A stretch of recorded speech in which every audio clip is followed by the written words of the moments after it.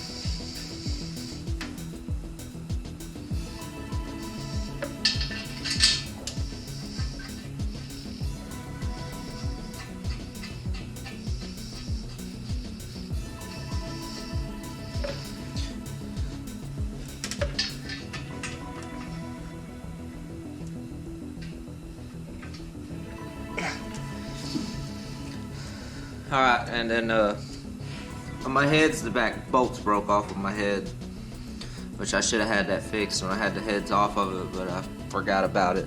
And they make this little thing that goes on the back. I'll add a picture. But it goes on the back there and it clamps, bolts onto the back, those two holes on the head. Then it's got like this little set screw that pushes the header against the head. I mean, it's like $30 for two or something, so it's no big deal. And yeah, this side actually went on pretty easy. I don't know about the passenger side. We'll see though. Well, it looks like I might have to do some beating and bending on the bottom of the firewall and that heat shield down there. It doesn't quite want to cooperate right now, so we're gonna have to get the little sledgehammer out and do a little beating on it, which I wasn't wanting to do because there's gonna be so much dirt falling out from under this truck. The previous owners ragging it out and taking it mudding and whatnot. But let me get down here with the hammer and start beating on it and try to get this header in. Too bad it ain't as easy as the driver's side.